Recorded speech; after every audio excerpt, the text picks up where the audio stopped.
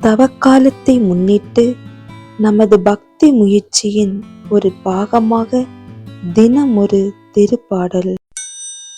திருப்பாடல்கள் 16. பற்றுறுதியும் நம்பிக்கையும். இறைவா, என்னை காத்தருளும். உம்மிடம் நான் அடைக்கலம் புகுந்துள்ளேன். நான் ஆண்டவரிடம், நீரே என் தலைவர், உம்மையன்றி வேறு செல்வம் எனக்கு இல்லை என்று சொன்னேன்.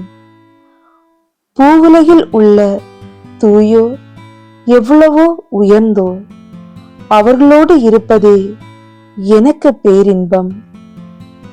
வேற்று தெய்வங்களை பின்பற்றுவோர் தங்கள் துன்பங்களை பெருக்கிக் கொள்வர். அவற்றுக்கு செலுத்தப்படும் இரத்த பலிகளில் நான் கலந்து கொள்ளேன். அவற்றின் பெயரை கூட நாவினால் உச்சரியேன். ஆண்டவர் தாமே என் உரிமை சொத்து, அவரே என் கிண்ணம். எனக்குரிய பங்கை காப்பவரும் அவரே. இனிமையான நிலங்கள் எனக்கு பாகமாக கிடைத்தன. உண்மையாகவே என் உரிமை சொத்து வளமானதே. எனக்கு அறிவுரை வழங்கும் ஆண்டவரை போற்றுகின்றேன். இரவில் கூட என் மனசான்று என்னை எச்சரிக்கின்றது. ஆண்டவரை எப்போதும் என் கண்முன் வைத்துள்ளேன். அவர் என் வலப்பக்கம் உள்ளார். எனவே நான் அசைவுறேன். என் இதயம் அக்களிக்கின்றது.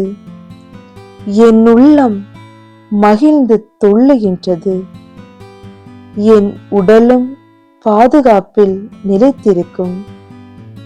ஏனெனில் என்னை பாதாளத்திடம் ஒப்புவிக்க மாட்டீர்.